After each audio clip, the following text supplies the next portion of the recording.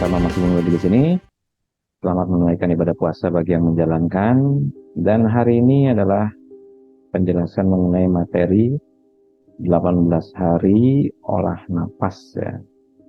18 hari olah napas edisi Ramadan. Memang biasanya dibikin 21 hari, tapi khusus untuk Ramadan tahun ini 18 hari. Ya, tapi tidak apa-apa. Ini kita akan lihat. Oleh karena ini topiknya per bulan Ramadan, maka ada beberapa informasi yang nanti akan saya sampaikan terkait dengan puasa dulu. Terkait dengan puasa Ramadan khususnya ya, puasa Ramadan. Spesifik puasa Ramadan. Ada jurnal yang cukup terbaru untuk menjelaskan manfaat dari puasa Ramadan. Manfaat dari puasa Ramadan. Jurnal-jurnal ini nanti akan menguji mengenai perubahan dari efek puasa pada autofagi, inflamasi, ya, dan penuaan. Tapi semua ini genetik. Jadi gen-gen yang berhubungan dengan pemicu autofagi, gen yang berhubungan dengan pemicu inflamasi, dan gen yang berhubungan dengan penuaan. Ini studi terhadap orang sehat. Ini cukup menarik. Apa yang akan dilihat pada studi ini?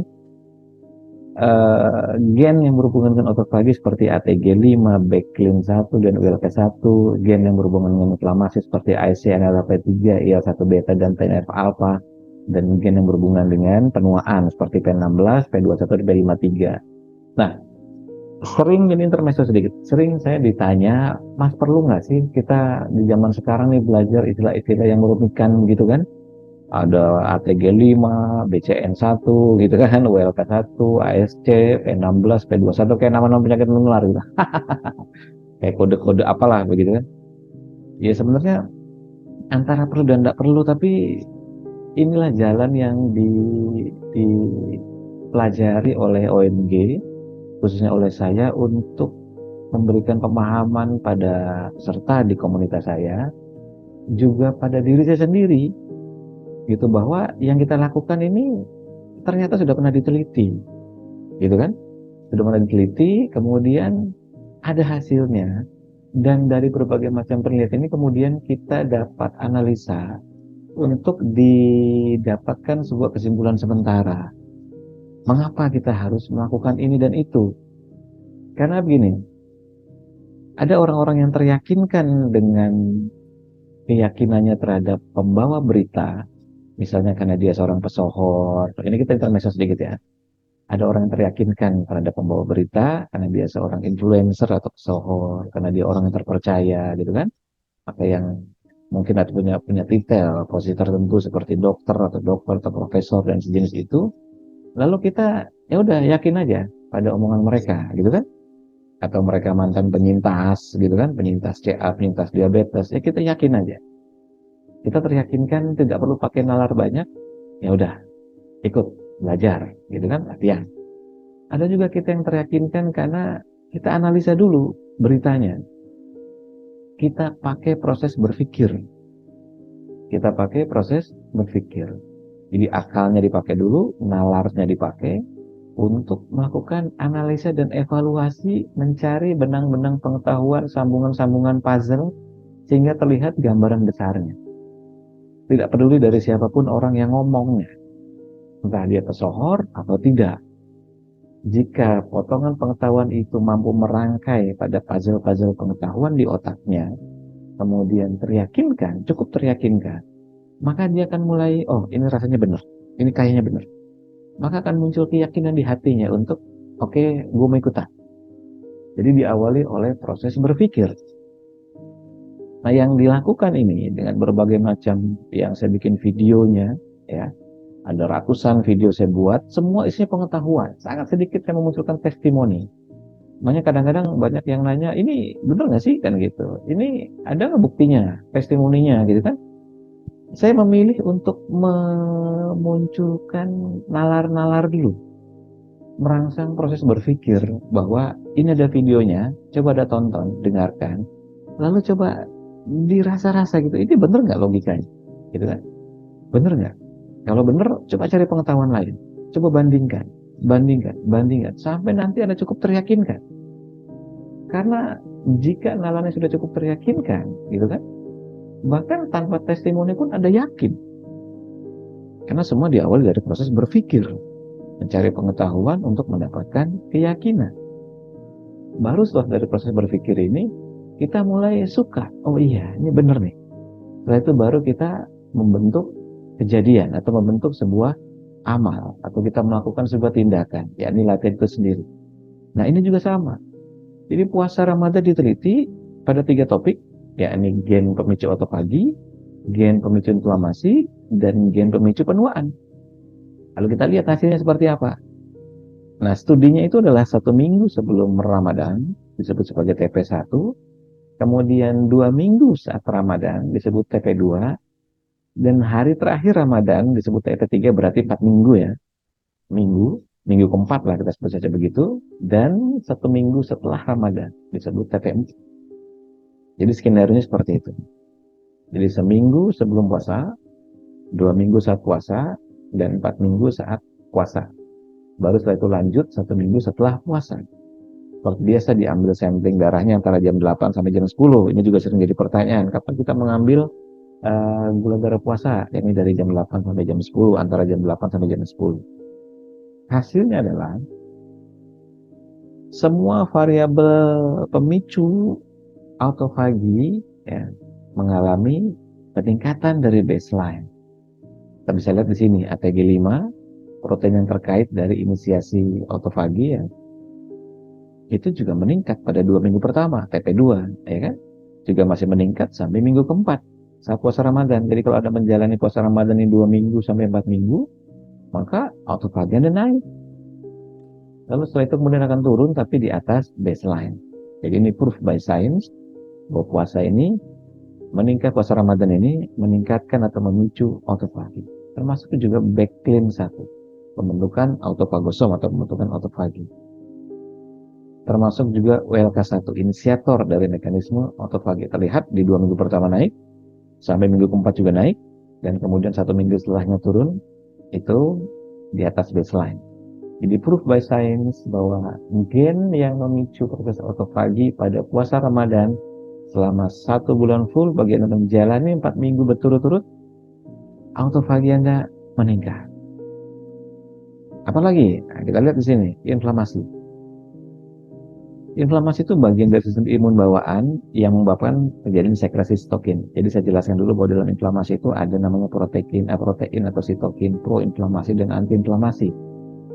Ya, di sini kita lihat bagaimana sitokin-sitokin yang pro-inflamasi menurun ya, dari baseline, ya kan? Seperti ASC, IL-1 beta. Ya memang pada 2 minggu sempat naik, mungkin karena kita kekurangan nutrisi sehingga terjadi proses peradangan dulu, tapi setelahnya turun cukup signifikan dari baseline. TNF alpha, ya tumor necrosis faktor alpha, yang untuk menekan pertumbuhan tumor, juga setelah 1 bulan terlihat menurun. Jadi inflamasi terbukti menurun saat kita menjalani 4 minggu puasa Ramadan. Kita lihat berikutnya, yakni aspek genetik yang menyebabkan penuaan atau senescence. P16, P21, dan P23. P16 ini memediasi penuaan, P21 itu inisiasi proses penuaan, dan P53 itu untuk penekanan tumor, cancer, miom, kista, gitu ya, untuk perbaikan DNA. Terlihat bagaimana terjadi penurunan setelah selesai kita melakukan puasa Ramadan. Jadi artinya, jika kita menjalani berturut-turut 4 minggu puasa Ramadan ini, maka terjadi penurunan pada proses penuaan. Dengan kata lain, terjadi proses peremajaan sel, karena aspek-aspeknya ini turun. Proof by science. Terus ya. Nah, jadi kalau kita singkat ya, dalam proses perjalanannya kelihatan di sini. Bagaimana autofaginya meningkat, bagaimana inflamasinya makin turun, gitu kan. Bagaimana aspek penuaannya juga makin turun. Nah, jadi kesimpulannya apa? Kesimpulannya adalah menjalani puasa Ramadan selama 1 bulan full dapat menyebabkan autofagi, mengurangi tumor necrosis faktor alfa, dan mengurangi penanda penuaan. Jadi jangan ragu-ragu. Ya kan, jangan ragu-ragu. Dari 12 bulan, 1 bulan full. Dan ini 17 sampai 19 jam. 17 sampai 19 jam saja, tidak perlu berhari-hari gitu kan. Maksudnya tidak perlu berpuasa dalam satu saat, misalnya Anda bikin 48 jam gitu kan, atau 52 jam gitu berturut-turut. Ya tidak perlu. Ya, dengan menggunakan konsep ini, nah ini sudah terbukti.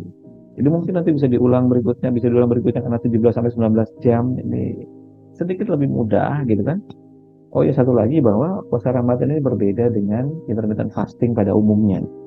Di mana kalau intermittent fasting ala medis itu masih boleh minum, sedangkan puasa Ramadan ini tidak boleh. Maka puasa Ramadan sering dibilang sebagai istilah medisnya adalah dry fasting, puasa kering, dry fasting karena tidak makan, tidak minum. Ini pengujiannya pada jurnalnya seperti itu.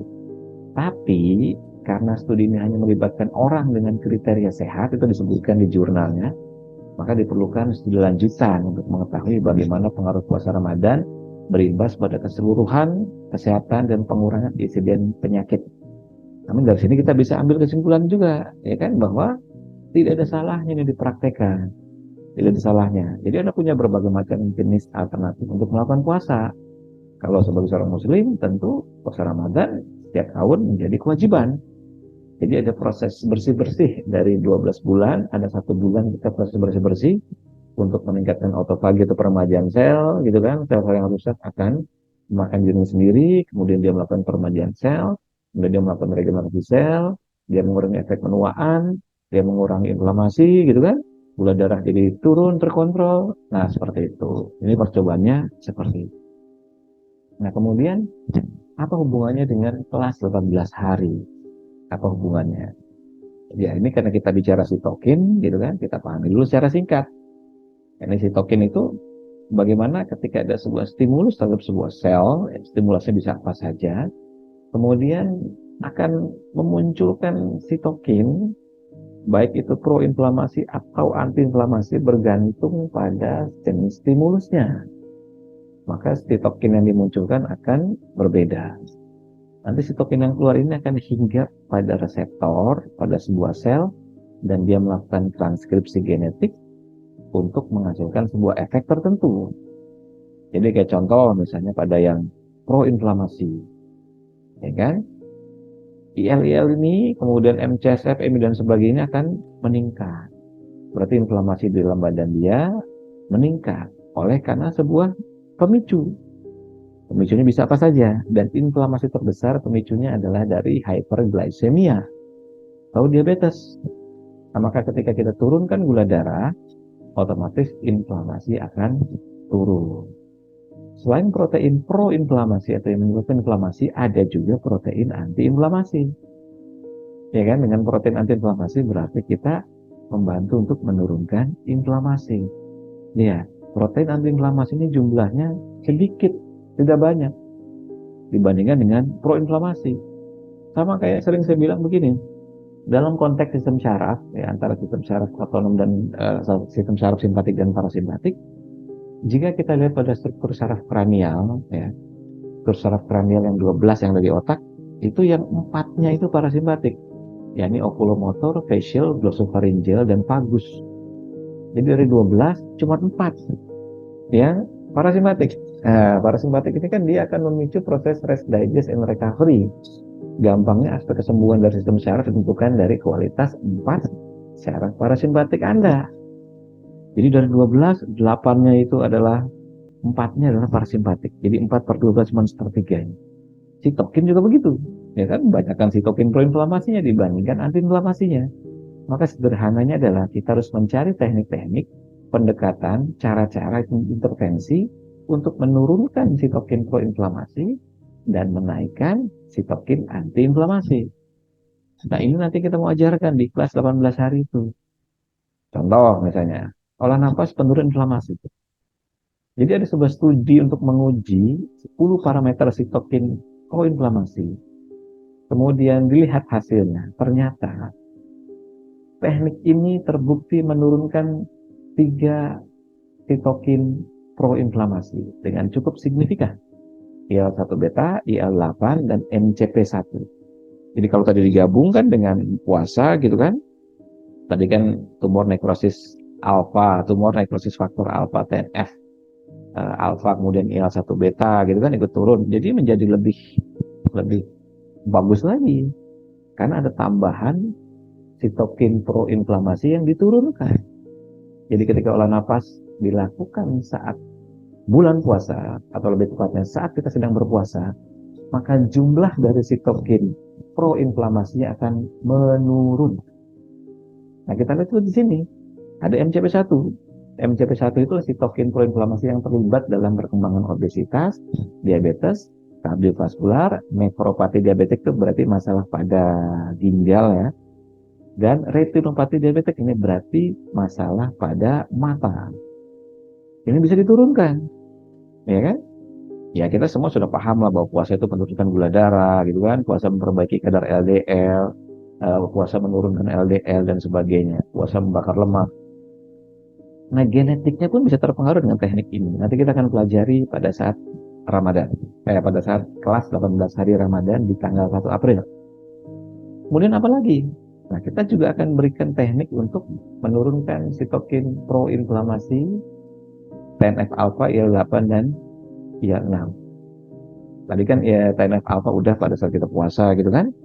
Kemudian IL-6 kita turunkan. Kalau tadi di sana IL-6 nggak ada. Nah, ini kita lihat sini ya. Nah, ini. Nah, IL-6-nya kan nggak ada di sini, ya kan? Berarti IL-6, kemudian IL-8 itu turun, MCP1 itu turun, berarti sudah berapa tuh? 1, 2, 3, 4, 5, 6, 7. Nah, sudah ada 7, ya kan? 7 sitokin proinflamasi yang kita turunkan. Nah, lumayan kan? Nah, kemudian tekniknya akan meningkatkan sitokin antiinflamasi yaitu IL-10. Jadi ada 7 dari sitokin proinflamasi yang akan turun, kemudian ada 1 dari sitokin antiinflamasi yang akan naik. Tujuannya apa? Meningkatkan survival mode, mengurangi insiden penyakit berat. Jadi ketika kita gabungkan antara teknik ini dengan kondisi saat Anda berpuasa, maka efeknya luar biasa. Ya kan? Puasa Ramadannya saja terbukti ada 4 sitokin proinflamasi yang berhasil diturunkan, ditekan, gennya. Kemudian ditambah lagi lewat olah nafasnya, 3 lagi, berarti ada 7. Plus 1 untuk sitokin antiinflamasi. Luar biasa. Nah ini logika-logika seperti ini yang kita mau jelaskan kepada masyarakat, kita mau bangun bahwa olah nafas bisa ajaib, bisa dipakai untuk melakukan keajaiban. Kenapa? Karena bahkan tanpa bantuan puasa pun Anda sudah bisa dipakai untuk menurunkan sitokin proinflamasi dan menaikkan sitokin antiinflamasi. Jika dibarengi dengan puasa, untuk puasanya harus yang terbukti untuk menurunkan sitokin, maka kita lihat sitokin proinflamasi yang pada puasa ini ada berapa banyak. Kita lihat sitokin proinflamasi pada teknik olah napasnya ada berapa banyak. Maka sebanyak itulah kita berhasil menurunkan sitokin proinflamasi di badan kita. Dan inflamasi adalah sumber dari banyak penyakit. Nah, seperti itu. Maka jangan lupa tanggal 1 April nanti kelas 18 hari bulan Ramadan Anda latih. Mas, saya non muslim boleh ikut nggak? Tentu saja boleh, tidak ada masalah, ya kan? Anda mau jalani puasa Ramadan dengan konsep 17-19 jam juga boleh, tidak ada masalah, gitu kan? Dan banyak teman-teman saya non muslim yang menjalani, yang ikut-ikutan menjalani puasa Ramadan dan mereka berakhir dengan sehat. Maka suatu saat saya pernah cerita kemana-mana, saya bikin workshopnya di mana-mana, keliling di lebih dari 20 kota, Palembang, Pontianak dan lain sebagainya. Ketika kita gabungkan puasa dengan olah napas saja, nggak usah pakai pola makan yang aneh-aneh. Udah pokoknya makannya biasa aja. Karena saya pun makan biasa. Lontong sayur saya makan, nasi kuning saya makan, no problem. Ketika Anda jalani saja puasa dengan olah napas, Anda bisa dapat manfaat yang luar biasa besar. Tanpa pakai diet yang aneh-aneh.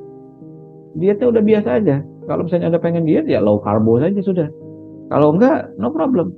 Tapi puasa sama olah napasnya, jalan. Nah, karena ini kombinasi yang sekarang di kelas 1 April nanti itu adalah untuk menurunkan 7 protein sitokin proinflamasi dan menaikkan 1 sitokin antiinflamasi. Nanti ada kombinasi teknik napas lain yang bisa dipakai untuk menurunkan aspek-aspek lain dan meningkatkan aspek-aspek lain. Nah, maka ketika seseorang itu puasa, kalau kita lihat jenis puasanya kayak apa, kemudian kita sesuaikan dengan jenis latihan olah napasnya, Anda punya manfaat yang bisa dipilih sesuai dengan kebutuhan. Misalnya CA gitu kan. CA berarti jelas P53-nya harus, berarti ini yang menekan tumor ya, menekan pertumbuhan tumor. Jelas inflamasi harus turun. Maka jelas olah napasnya untuk di kelas CA itu harus menurunkan inflamasi, harus juga menurunkan sebanyak-banyaknya sitokin proinflamasi dan menaikkan sebanyak-banyaknya sitokin antiinflamasi. Logis gitu kan? Nah, baru nanti kita kombinasikan antara dua jenis ini. Makan ya biasa aja. Sehingga di kelas saya itu tidak perlu terjadi depresi diet atau depresi makan. Karena ada komunitas, ya, komunitas yang nggak makan sayur, nggak makan karbo, nggak makan buah, nggak makan bumbu. Nah, giliran orang itu mau makan, stres dia. Wah, saya harus milih apa nih, Mas? Saya nggak makan karbo, nggak makan sayur, nggak makan buah, nggak makan bumbu, cuman daging telur gitu kan. Pengen makan aja stres. Iya, jadi ini dia orang-orang ini kena depresi diet. Turun berat badannya sampai belasan kilo. Sudah cukup. Dengan puasa dan olah napas saja, Anda bisa cukup. Dan kita sudah meriset banyak hal berhubungan dengan ini. Puasa jenis apa, menurunkan ini dan itu. Menaikkan ini dan itu. Olah napas jenis apa, menurunkan ini dan itu, menaikkan ini dan itu. Lalu kombinasikan aja. Ya kan, nanti sesuai dengan kelas yang Anda ikuti. Lalu pola makannya bagaimana? Ya pola makannya biasa aja. Anda tidak mengikuti pola makan tersebut nggak masalah. Boleh-boleh aja. Tapi puasa dan olah napasnya jalan. Nah, itulah dulu saya pernah bikin kesimpulan bahwa jika Anda tidak mampu menjalani puasa dengan konsisten, maka olah napasnya harus konsisten. Jika Anda tidak mampu menjalani olah napasnya dengan konsisten, maka puasanya masih konsisten. Tapi jika Anda mampu menjalani puasa dan olah napas secara konsisten, itu adalah perubahan besar-besaran. Dan ini yang saya promosikan kemana-mana. Ini saya promosikan kemana-mana. Puasa dan olah napas. Karena manfaatnya ini bersesuaian. Dan bahkan kita bisa mengatur kombinasinya. Dietnya bagaimana? Ya dietnya mah terserah saja. Ya kan? Terserah saja. Tapi saya tidak ada diet-diet khusus. Apalagi melarang untuk tidak makan karbo, tidak makan sayur, tidak makan buah, tidak makan bunda. Kita jangan sampai terjebak pada depresi diet nantinya. Udah ikuti saja yang foundernya itu ikut menjalani gitu aja. Jadi jangan ikuti komunitas yang foundernya tidak ikut menjalani. Jadi Anda harus lihat bagaimana postur foundernya. Kayak apa? Karena begini, Mas, kita kan hanya memberikan kebaikan pada orang. Kalau kebaikan pada orang kemudian dia jalani lalu dia sembuh kan bagus. Walaupun badan saya masih tambun, masih obesitas, masih perut buncit. Itu jika memang Anda itu bukan leader, bukan founder dari sebuah komunitas. Tapi kalau Anda adalah founder dari sebuah komunitas, nggak boleh kayak gitu. Anda adalah role model. Anda adalah contoh pertama. Kenapa saya bilang kayak gitu? Karena ada banyak informasi di luar sana yang saling bertolak belakang. Katanya makan telur nggak boleh, di sini boleh. Katanya kolesterol di sana jelek, di sini bagus. Iya kan? Katanya di sana X, di sini Z. Ya kan? Bingung. Bingung. Kita ini yang benar yang mana sih? Kan gitu. Maka gimana cara kita menentukan? Ya ini lihat role modelnya. Siapa yang menggagas apa? Kita lihat contoh pada badan foundernya. Jika badan foundernya itu nggak beres, ya udah jangan ditiru.